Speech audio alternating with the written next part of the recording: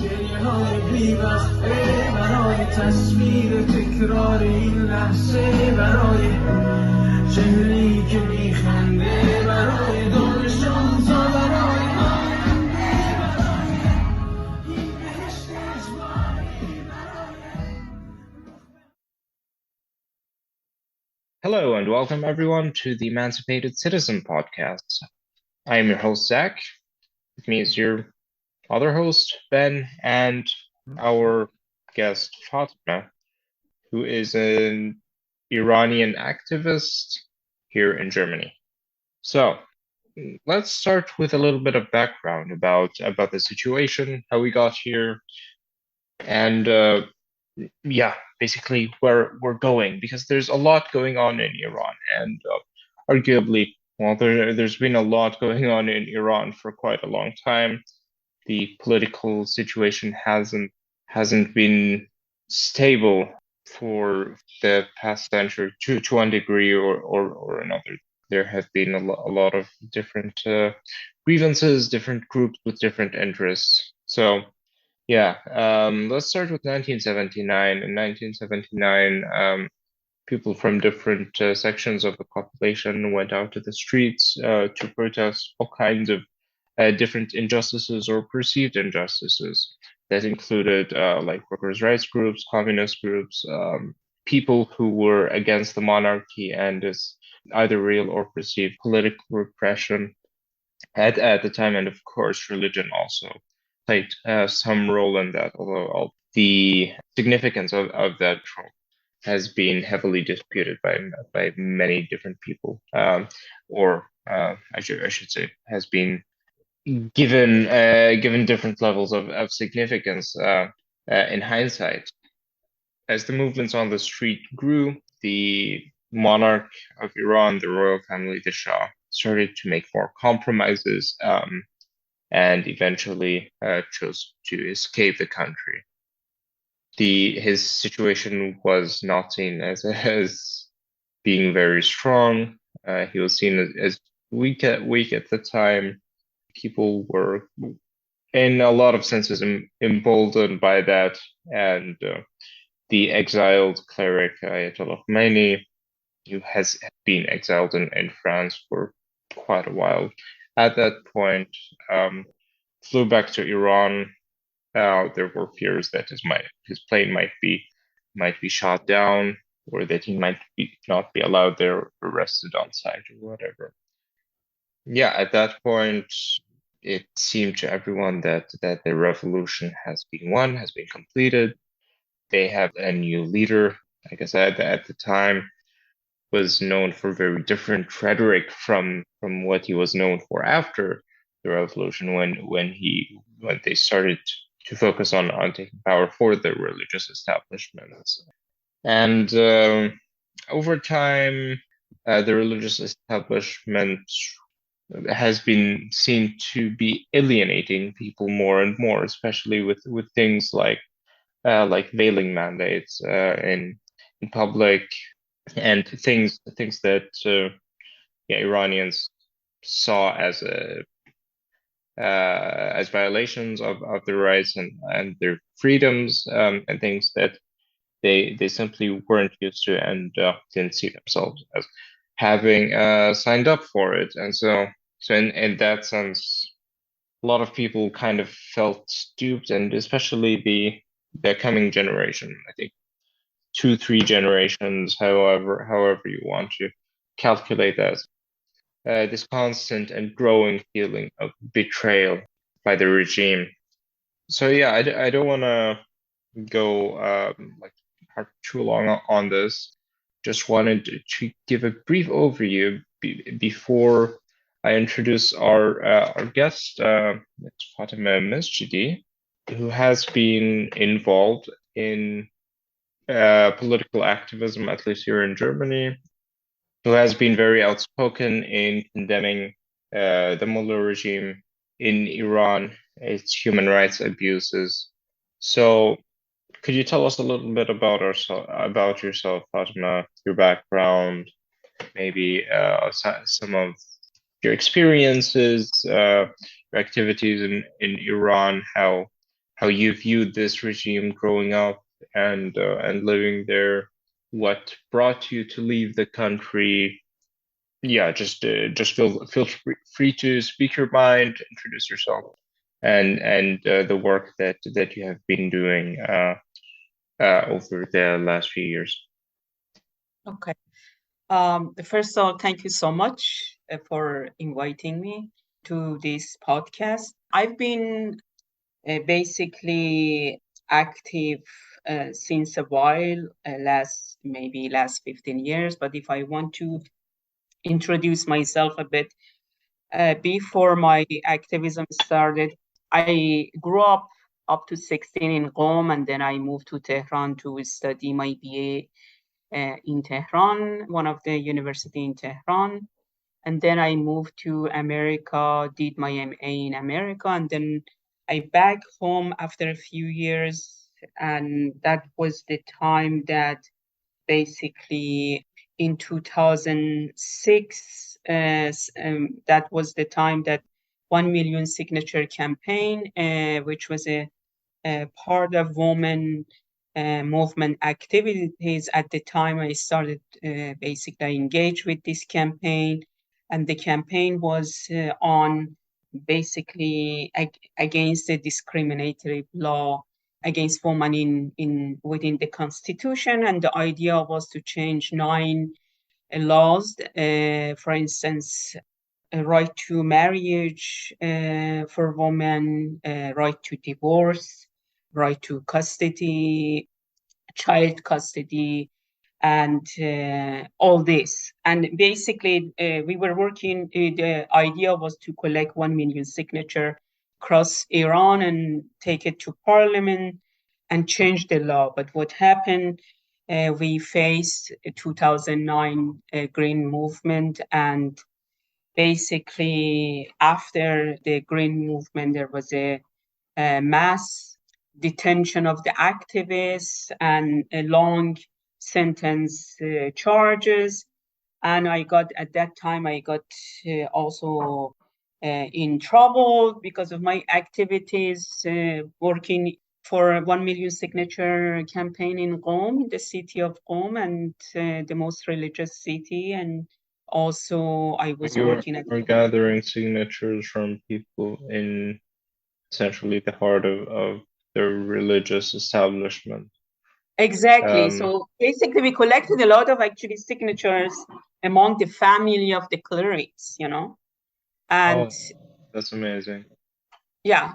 So, and it seems that the city of Qom, especially at that time, for the Islamic establishment was a resort. It's for them, it's important to have the loyalty of that city.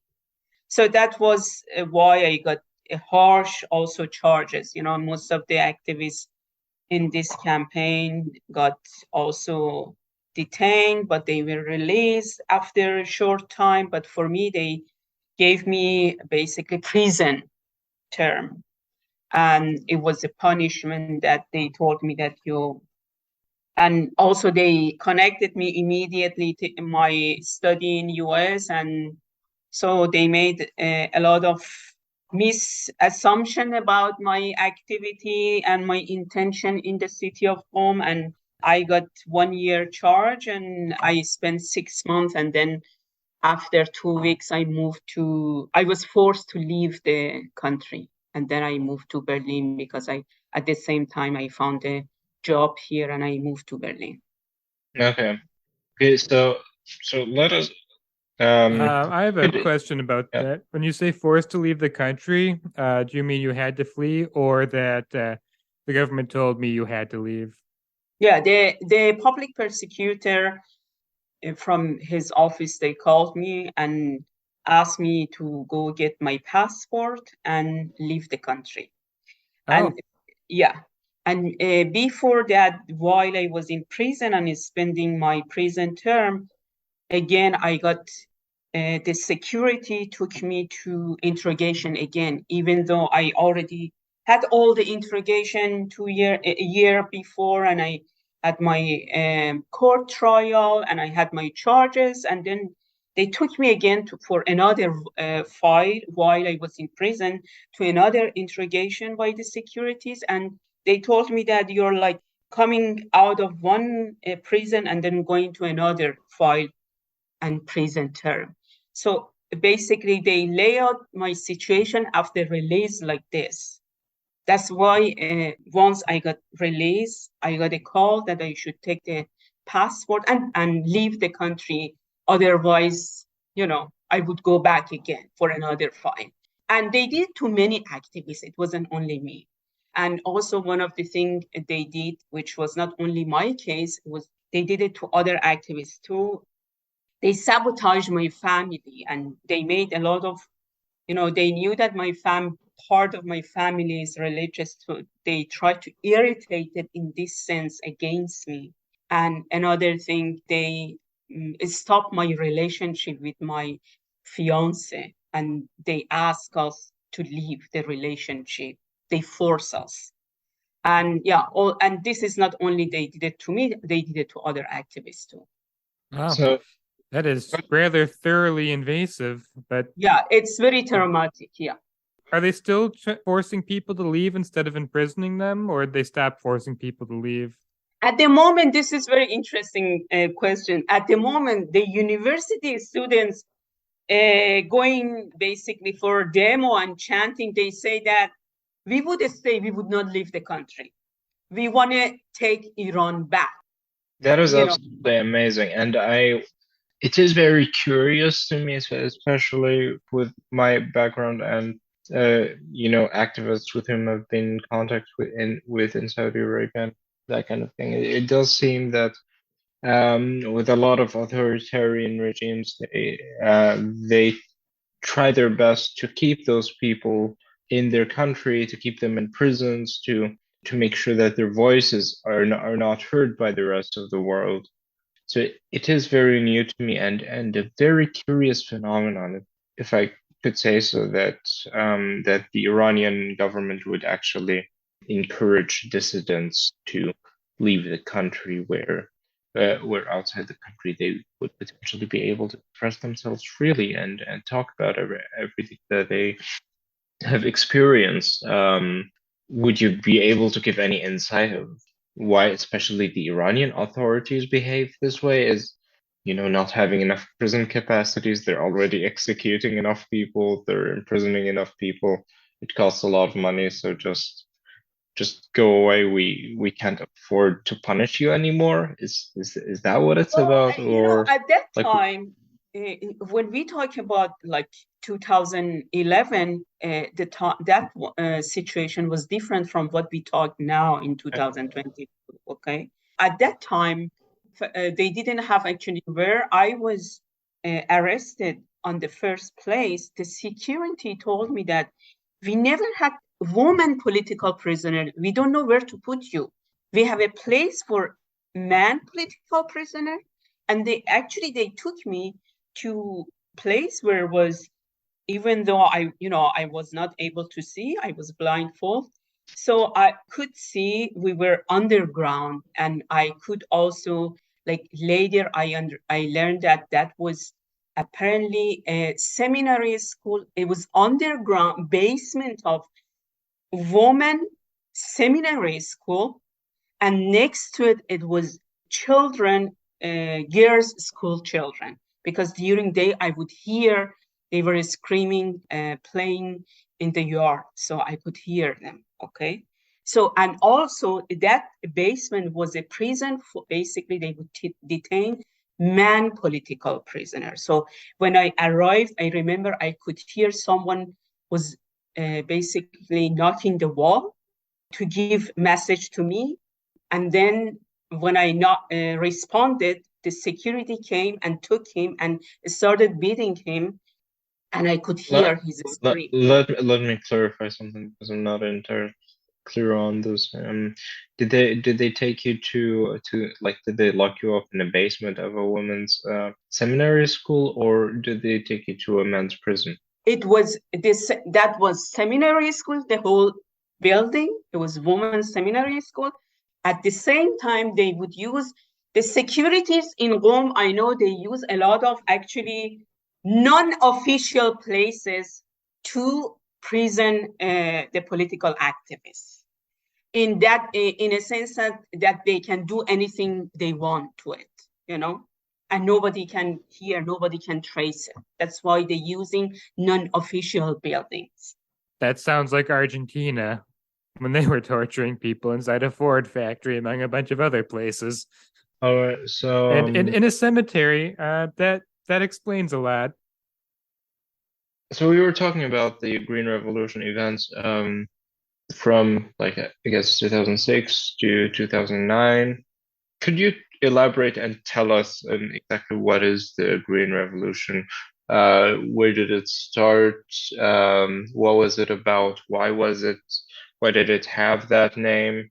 Because honestly, like it's something you hear about from time to time.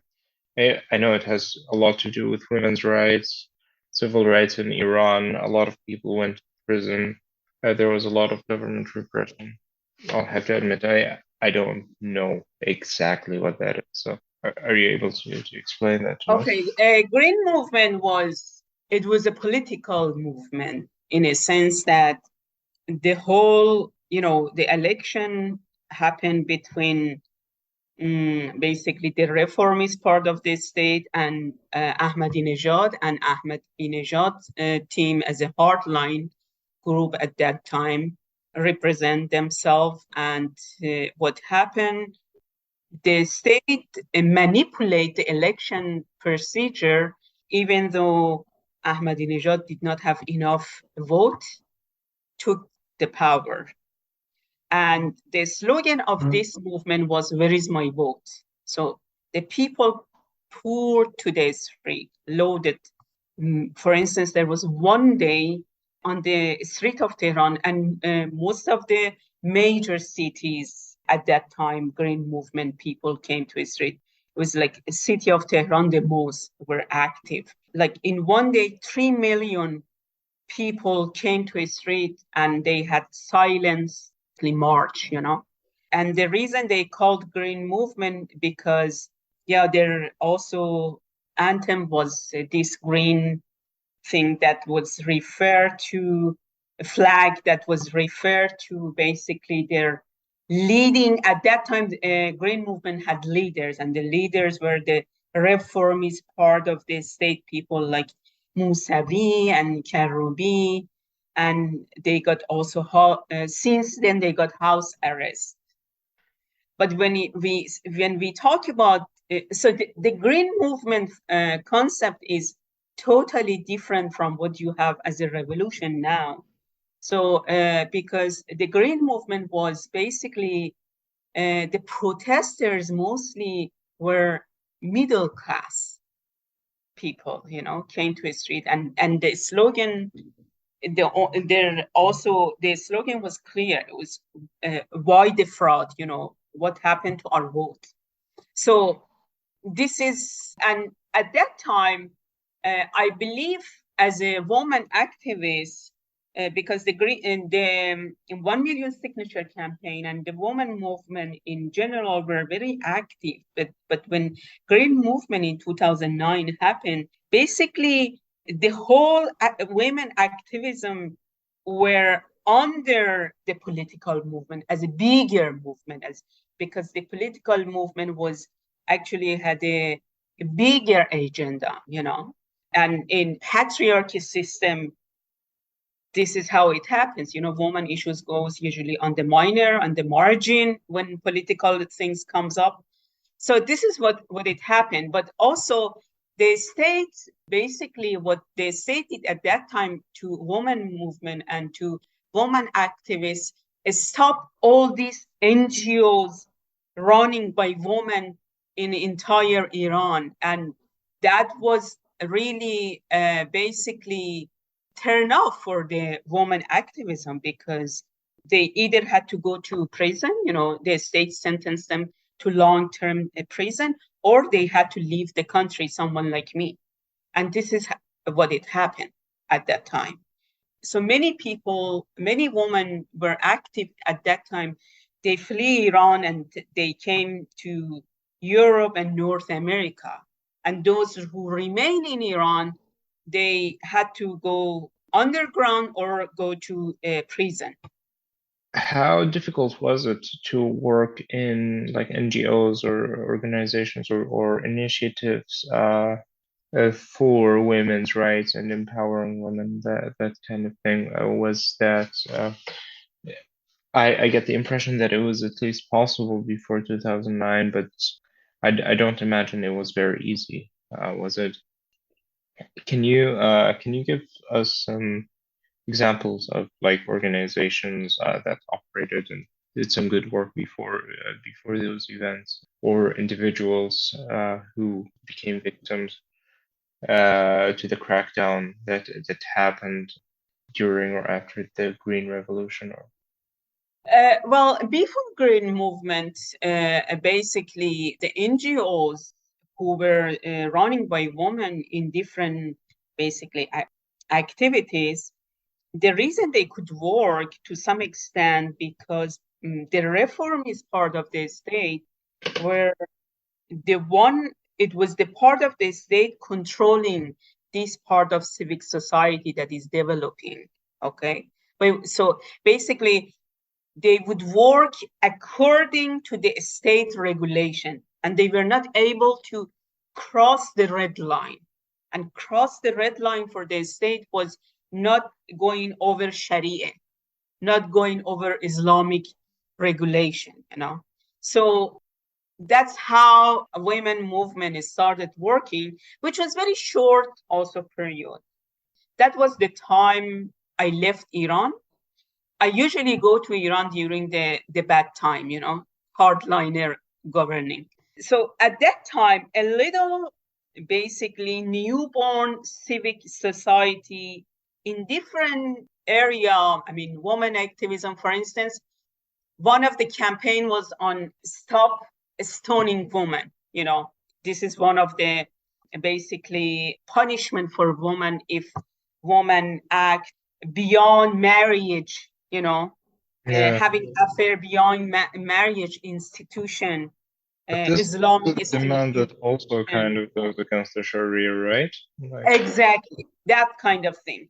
So there was a few basically a woman campaign running by these NGOs in different cities and of course major cities, and mostly the youth were active in this.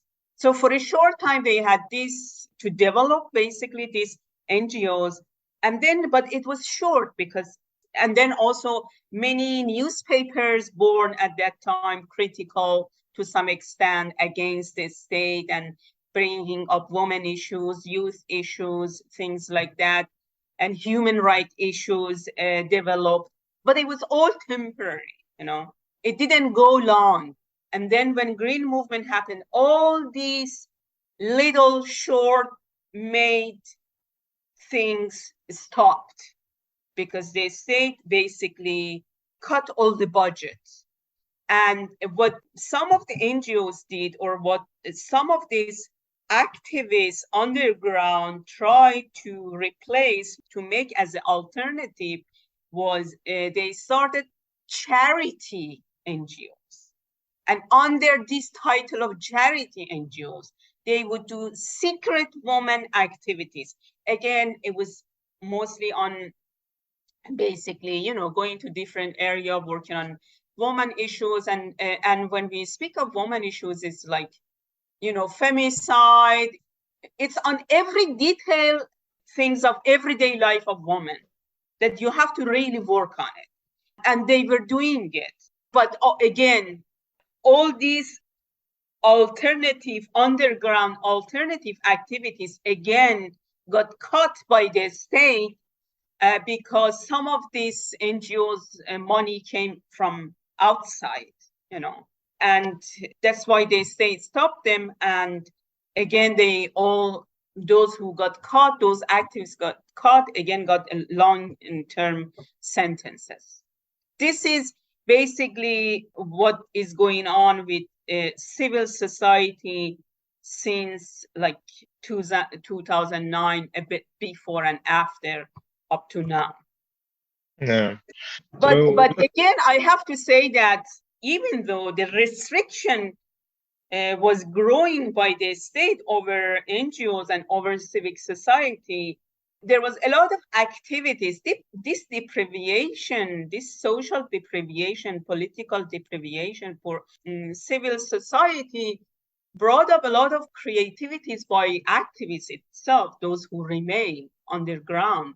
And for instance, you have, since I left Iran, which is August 2011, we have environmental activists that we didn't have before. We have teachers union became activists last 2-3 years, 3-4 years. We have workers union that they are very active. Were those things that were tolerated by the state at the time?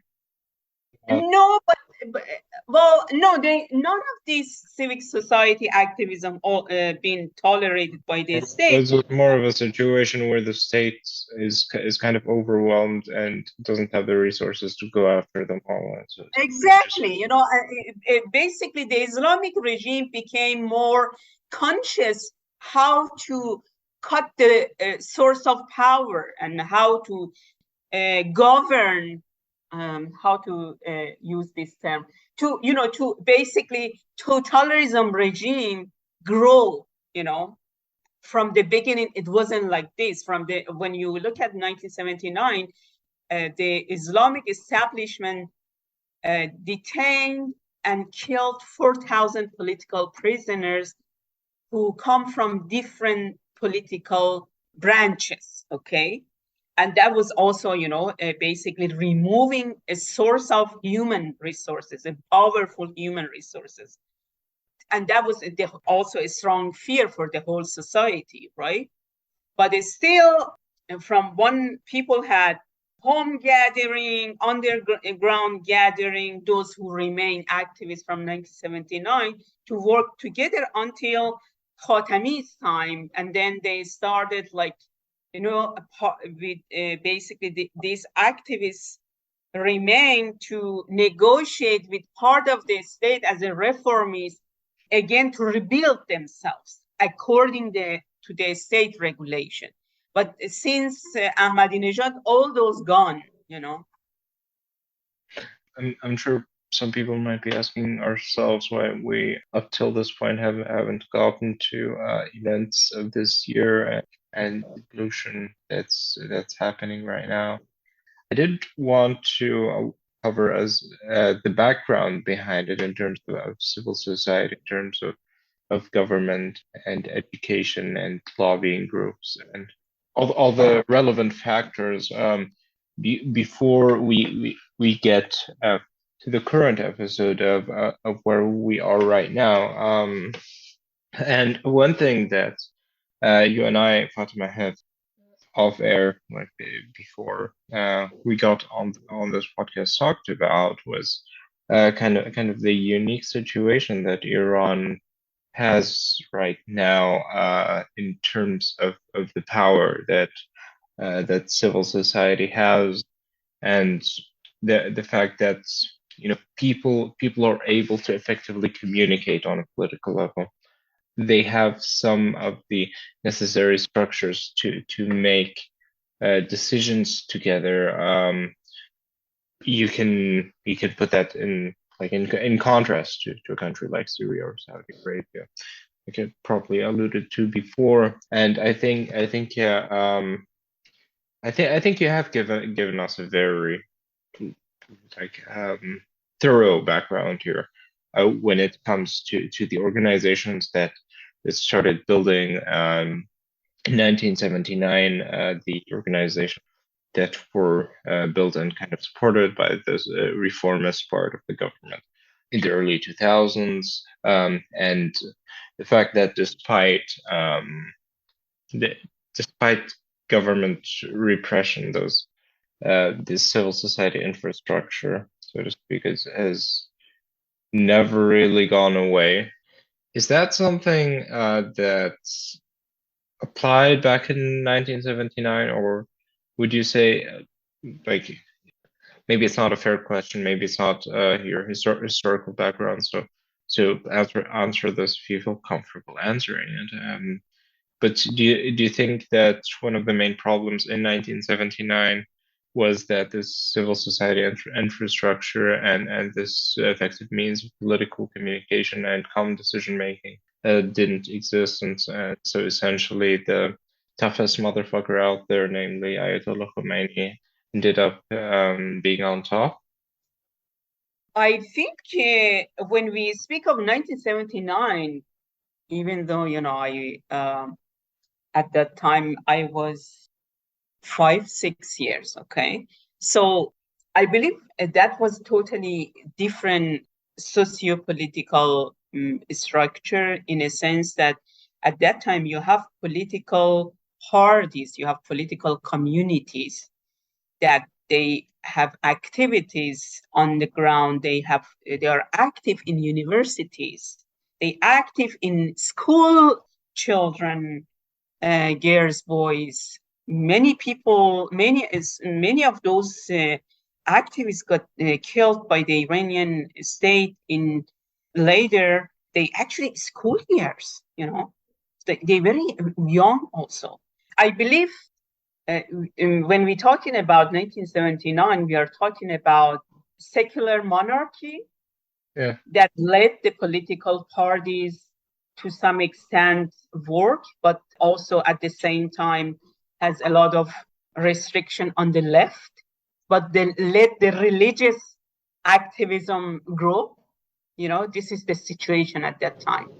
So essentially, the monarchy kind of allowed those religious organizations to organize and grow, and on the other side, like leftists and Democrats and liberals, especially, I guess the threat of republicanism was kind of repressed much more than the others, and so in the end, you end up with only one organized force, namely the Islamists there, and that was a major contributing factor to the tragic way that its revolution, that events in 1979 ended up happening.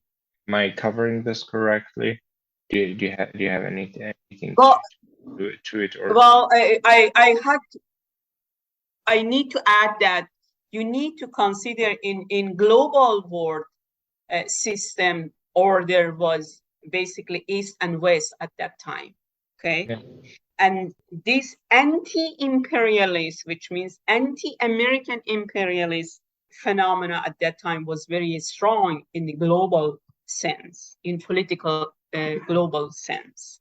And basically, this wave of political Islam grew during this time in Iran and the whole region coming out of this fight between East and West.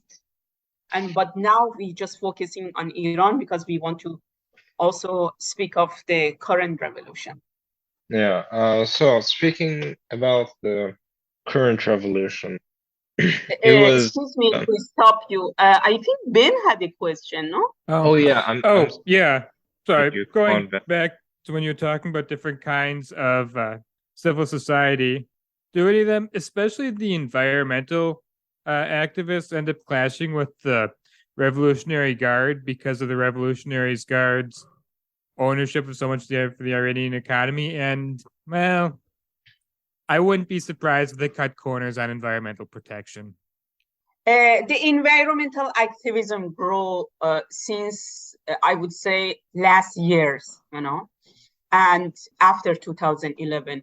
And you're right. I mean, when basically environmental activism started growing in Iran, so they were working on different basically environmental infrastructure, and which conflict the interests of the Revolutionary Guard. During this time, the Revolutionary Guard took over part of Iran in terms of economic infrastructure, even the forest, even the mountains. You cannot believe that. So they started in a sport everywhere. So the Revolutionary Guard were basically everywhere in this sense.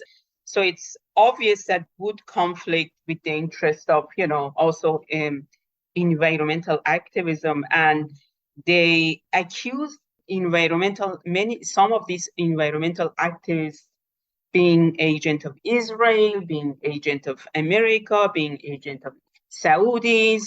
So some of the leader, like, I don't know if you heard, one of them actually got killed by the state while he was in prison.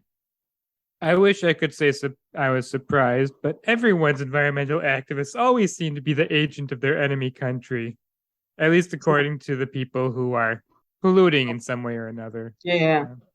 We could go into a rabbit hole about how little state-owned companies, especially, I imagine, military-owned companies, don't care about the environment, but that's really not why we're here today. What's happened in the U.S. is an indication. I wouldn't be surprised if Revolutionary Guard-owned businesses are lackadaisical about what they do. Yeah, and I mean, I think that's a very important point that brings us. Yeah, I guess the main point of today's topic, namely what sparked current events, the mass protests, had the conflict between state forces and protesters, and the increasing violence. The media has, over the past few months, been, and a lot of people on the ground as well, very much presenting this situation right now as beginning with the murder of Kurdish young woman Mahsa Amini for supposedly not wearing her headscarf correctly, or after being arrested for not wearing her headscarf correctly. But as we can see, like from the things that we talked about before, those violations, the prisoners being tortured, being killed, activists made to disappear, expelled out of the country, so on and so forth. There have been, and yeah, I've been following news from Iran during this period, having to do, talking about women wanting to be able to view sports, be in sports stadiums, being violently held back by state forces, how that has sporadically and increasingly less sporadically incited protests around the country. And as this case with Mahsa Amini came out, I think the recording had a certain video recording had a certain part to do with it. One has seen that the protests aren't sporadic as one would describe them before. They're happening very regularly and on a more and more frequent basis. Was there anything special about the case of Mahsa Amini that was so inspirational? Or was it just a tipping point of one of a list of many violations against the people, at which point people are just decide that they have had enough? And so yeah, I don't want to go too deep into it because you probably have better background about it, Fatima, about the story of Mahsa Amini, the protests that were inspired after that, how the case developed there.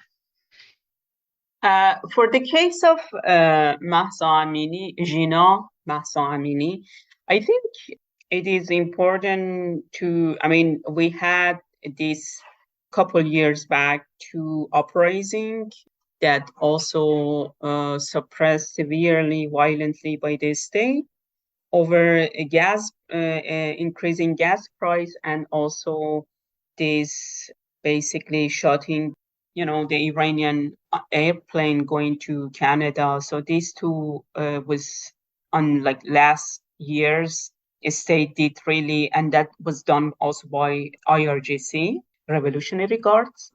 And also people came to know what the state, how the state spent people's money in Syria, killing children, families in Syria, in basically for its political ambitions, in making Shia militia in Lebanon, what is the Iranian state doing in Lebanon, in making real estate in Latin America, and the cost of basically making the Iranian people poor and poor and poor, and beside removing violently the civic society, all these factors was on the background. Plus, since Raisi came over, they started making more restriction on women in public sphere, in a sense that, for instance, 2-3 months before Gina's murdering, we have other people, other women, young women get caught on the bus by state women, by those women working within the state on the issue of hijab. That and this circulated basically largely via social media. And this violence against women over just hijab that been going on for 40 years, for decades, basically brought the family of this young woman to the scene, and stopping the police on the street not bothering their children. I believe the role of media, social media, improving and basically growing social media is very important in what we want to discuss in women revolution in Iran. For instance, as I told you, they did what they did, for instance, to this woman, Sepide Rashno, who was caught on the bus by one of these women over hijab, and they put her on TV for forced confession. This created a lot of discontent. This basically irritated the whole population over these hijab things, while people suffering from poverty, not having enough money to feed their family, the state basically put young women on TV and getting confession over just showing a few strands of hair. That's it.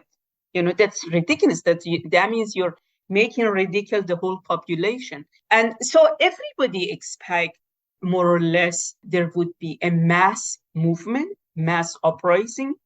But what happened, what is inspiring by murdering this Kurdish young girl, is that there is a strong political background and woman activity background in Kurdistan that is missing in the narration of the current revolution when people discussing it. And we should keep highlighting it and talking about it, because that would impact basically on women revolution in a large extent, meaning that the political parties in Kurdistan, these two political parties, Komole and Democrat, they are very strong in Kurdistan region. And always they say try to keep them down, to suppress them, to kill them, to target them. But they have a strong resistance since 1979. But when we come to the current revolution, what is significant is that anything happens to women in Kurdistan, the families would be on the street, the families would support immediately, okay? So what happened to Gina, the Kurdish families in Sanandaj, in her hometown city of Sanandaj, and other cities, they all raise up, they all basically came to a street. And that was a sparking moment for the rest of the youth that were on fire already, ready for such a moment. And they came to a street. And that was this fearless Kurdish, basically activism in the region gave courage to the youth, to the rest of Iran. And this is how you also see it different from uprising a few years ago, from 2009 Green Movement, and before that. And in a sense that this time the revolution, the movement, the protest, the uprising began from Kurdistan, the most repressed region of Iran. Whereas you see the other uprising all mostly started from capital city of Tehran. Yeah, and it's absolutely, it's very inspiring to see the Iranian people standing with this minority and their demands to the right and all of that. Now they're meeting. And thanks for covering this. Yeah, and this to this whole situation. One thing that you also notice, the name Masa or Gina Amini. I have heard that Kurdish names, Kurdish culture, Kurdish holidays, that kind of thing, is very heavily repressed in Iran, and for that reason, people like her do end up having like an Iranian official name and a Kurdish name that. For more than 4 decades, the Kurdish political parties were under pressure and all kind of pressure. And one of the things the state did to this part is that they cannot pick up Kurdish name in their identity card, So that's why Gina, her original name was Gina, but on the identity card had to be something Persian. And if any teacher teaches Kurdish language to the kids, would get arrested too. So there are a lot of all kind of repression on this region. Is there a logic behind that you can speak to, like something to do with Islam or shirk or whatever? The most, I think, important reason behind this is that the Iranian state want to give this assumption, this fake image assumption that the state is centralized and has authority over all part of Iran. And even though, we have a lot of diversity in Iran, we have the Kurds, the Turk, the Baluch, the Arab. So the state stop all these diversity languages to be taught, to be trained in official school, because it wants to apply the central authority. But, there was always resistance from civic society, from the ground. Yeah, and I imagine that a lot of aspects of Kurdish culture feed that. One of my Kurdish friends just told me that the position of women in Kurdish society, he was an Iraqi Kurd, so it's a slightly different situation, but that women were so much more respected that Kurdish women would not marry Arab men, but Arab women would sometimes marry Kurdish men, just because of that. And that for a long time, I think particularly Arab commentators, he didn't specify, said that women were basically like men in Kurdistan, will also play a role. In the sense of being strong, in the sense of that they were able to basically build a powerful resistant group that they can, they politically also active, they have opinion. Yeah, you're right. They could overcome many of this repression that run by the state, but because they already have a political party, they can organize, mobilize people. In Kurdistan, if a political party say that today, tomorrow, everybody has to be on a strike, they go on a strike immediately. So they're able to organize and mobilize people. And that's why the state always target their headquarters in Erbil, Iraqi part. Yeah, it's leading to all sorts of interesting scenarios. But yeah, I heard that the Iranian government is now launching attacks into Iraqi Kurdistan, claiming there's a connection there. Although you'd know better than me, but it does not sound like most of the protests in Tehran are being organized from Iraqi Kurdistan. You mean in terms of organizing the protests? Of course, in the rest of Iran, it's different. You always have to also keep in mind that the state has so much power in terms of like military and other aspect in the center, in capital, in central provinces.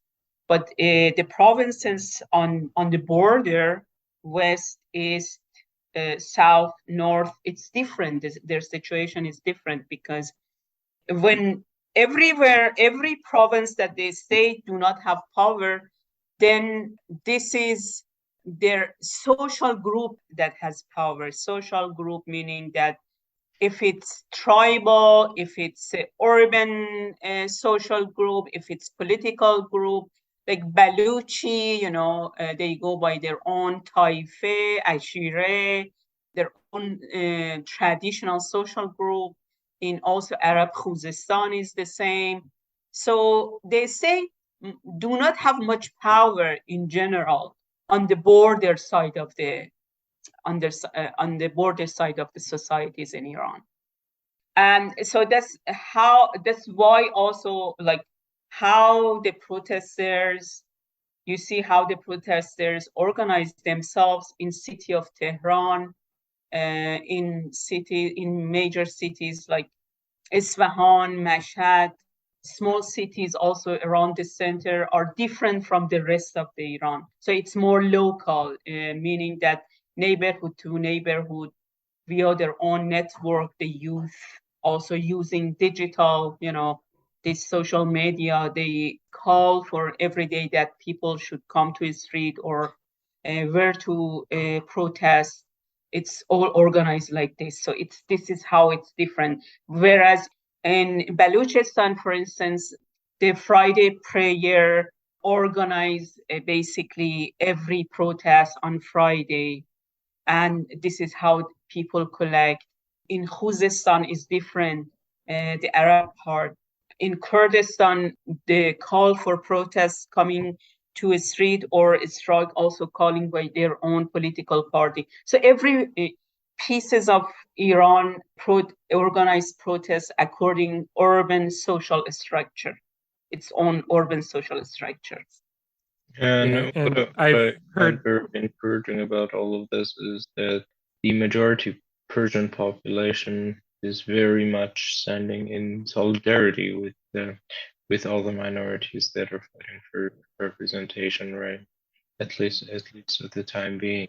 So that is incredibly encouraging to see that that this government has so far failed in dividing its people based on ethnicity. And I have also heard that a lot of, I guess, particularly Persian nationalists are also very much against Kurdistan or Baluchistan leaving. Well, at the moment, one thing that is very unique for this current revolution is that because during last, let's say 10 years, 15 years, the opposition groups outside Iran were not able to make a solid alternative in order to basically topple down the regime and make a solid alternative state or possible political state. What happened, it was a basically examination, practicing time that people brought up all their differences or their basically disagreement. And when this revolution happened, because it started from women, it's the big motive is woman issues, and it led by women.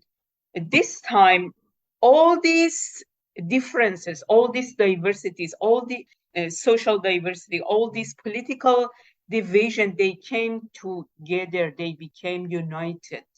And this is very unique at this moment, the last 3 months. So when I go to a street, for instance, in Berlin, when I go to protest, I have on my side mujahideen, monarchies, lefties, all kind of division of all these groups.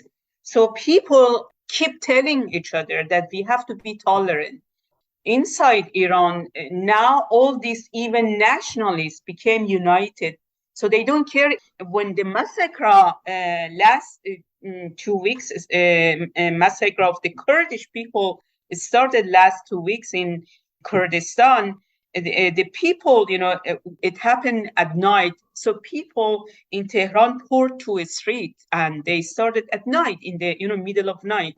They started coming to a street and show their solidarity to the Kurdish. When things happened in the massacre happened in basically in a Friday prayer a few weeks back in Baluchistan in Zahedan, the state killed 90 people in one day. People all came to in Tehran and other cities. So basically this time there is a large solidarity among people from different background, no matter what, Arab or Kurd or any minorities. This time they think that only being united together we are able to topple down the regime. That's the key. Yeah, I mean that's definitely true, and I guess there is a certain amount of anxiety. Let's hang this one topic for later at the end. Yeah, it seems like with increasing frequency of the protests, those things having their echoes in places like Berlin, where last month or like just over a month ago, there was a mass protest in the middle of Berlin where tens of thousands showed up, where the streets were so full of people that our phones stopped working essentially because the towers were overburdened, and so many Iranians, more than possibly more people than I've ever seen in one place, except maybe in Mecca, and such a large number of them were Iranians, and it was so emotional. Those people, you could really feel the passion there, and it does give you I guess some people have said it gives a certain feeling of what a what a free Iranian society with free associations might look like in that sense. But also it was representing a big pressure on the European and North American state, governors who are still in collaboration with the Iranian state to change their mind, because if the Europeans saying that this is a democratic country and people vote for who go to the parliament, then they should also listen and see, what is happening on the street. Yeah, it's a very, very powerful statement about like coming from the Iranians themselves, that the relationships being held to Iran and the diplomatic recognition, all of that is no longer justified, and that European governments should be standing by the side of the Iranian people and no longer recognizing this as legitimate government, no longer having those diplomatic relationships, right? And I think the Iranian people have made their opinion on this issue abundantly clear, with full knowledge of what economic consequences and all of that might bring with it. The way that things are, it simply cannot continue. And also incredibly promising, it seems that in a lot of situations, the tables have turned when it comes to the interactions between regular people and like religious police, the morality police, and all of that. As far as I understand it, the morality police, the Basiji, right? They like before it was like everybody's afraid of them. They could take people's car like number plates and things like that, and like they were untouchable. And it seems that recently they like people have been so emboldened to fight back and protect themselves. And like some of those people in the meantime were also beaten up and killed, and it's no it seems like it's become such an unsafe working environment for them, and completely justifiably so, that the Iranian government decided to abolish this, or at least officially abolish the morality police. So they're not officially going out on the street and harassing women. So that is incredibly promising. Here's for hoping for more good news out of Iran. It's wonderful that the people's movement has affected a lot since the death of Jina Amini. A lot of women are no longer hesitant or afraid to leave the house without covering their hair. Even though those laws still exist, they just don't have the power to enforce them anymore. And so that is all incredibly promising. But I do have to ask for the future of Iran. Are you optimistic about how things might develop? Because like we talked a lot today about the differences between what's happening today and what happened in 1979, and how like so many factors are different that I don't imagine things going the same way, because people learn, people evolve, and all of that. But at the same time, I do have my anxieties, and I think many people inside and outside of Iran do have their anxieties about what happens when the Islamic Republic is no longer there, when the current government falls, when there might be a vacuum of power, or maybe even not, if things are done very effectively, so that the people are immediately able to form an effective government. Like, are you optimistic about how things might look in the future? Like, I don't like predictions, and trying to make exact predictions about the future, which has so many different factors that nobody can predict. But in terms of general trends, you see things going in a promising direction. How do you see the future of Iran? My answer to this question is that I believe it would take time to basically get rid of this mullahs regime, the Islamic establishment, because they keep also resisting, like when a couple of days ago, when they released the news that now we shut down Gasht Irshad, this hijab police.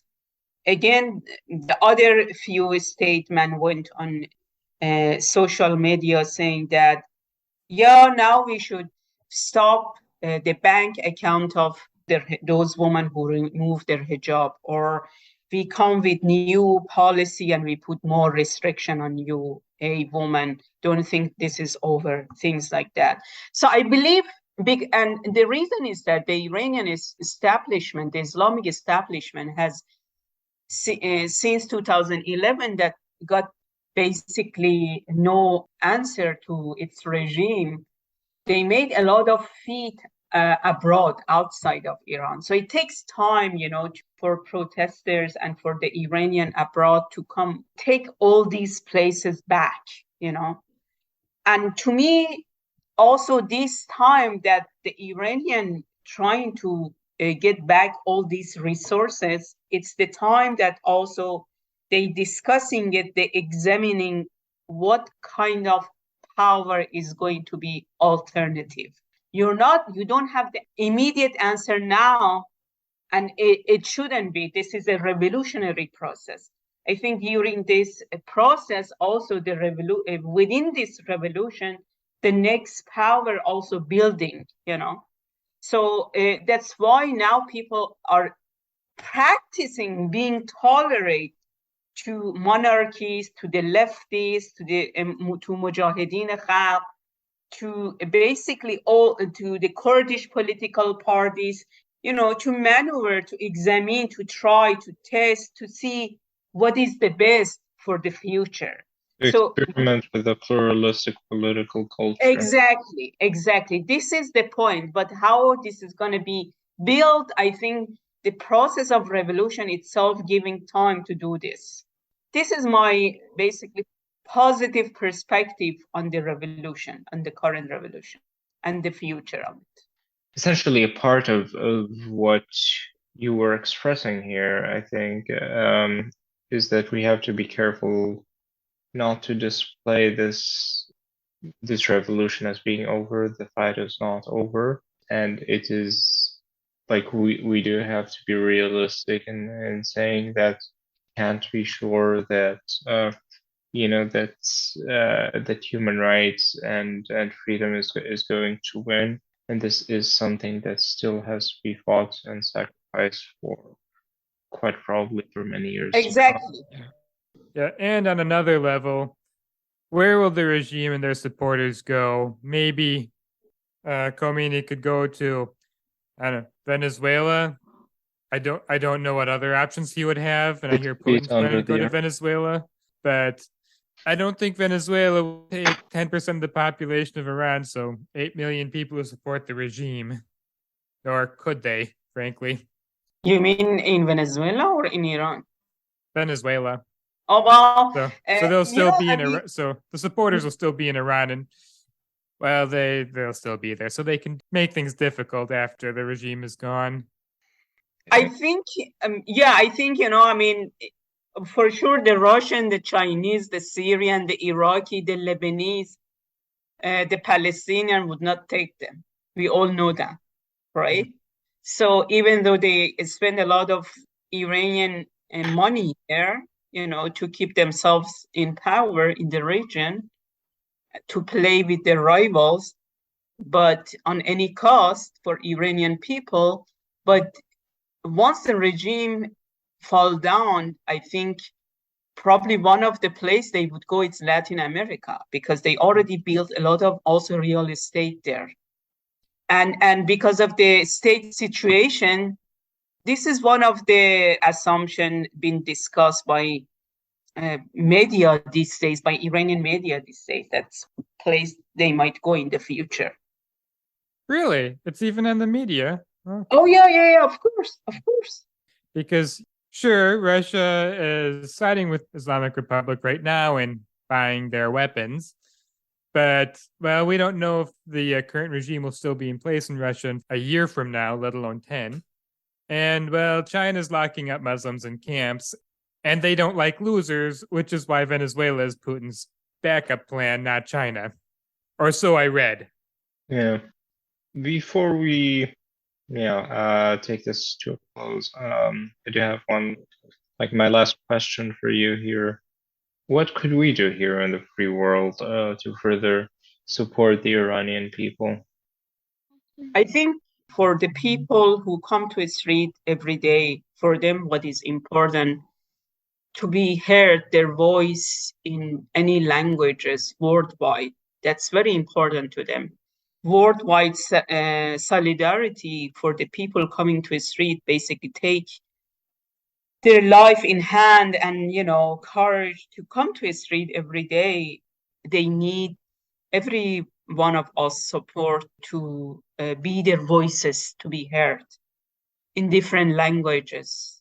And I think that's very important. And also another thing is that to push, if we can, in any position and job we are, to basically criticize and push the state in Europe, even among Americans, to basically stop collaborating with the Iranian state, the Islamic establishment, and listen to the protests, listen to their demands, and listen to these universal human rights slogans, woman, life, freedom. I think that's very obvious. Zindagi Azadi. All right. Thank you very much, Kazima, for coming on the show. We really enjoyed talking to you.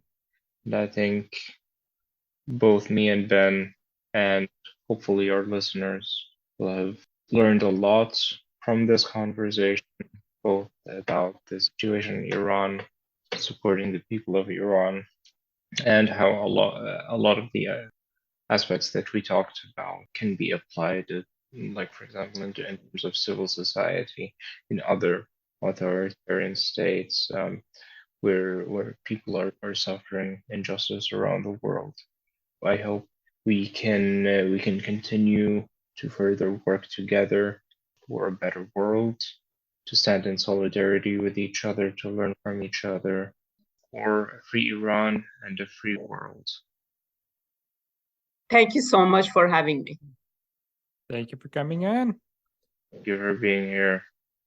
Until next time, everyone, goodbye. Goodbye.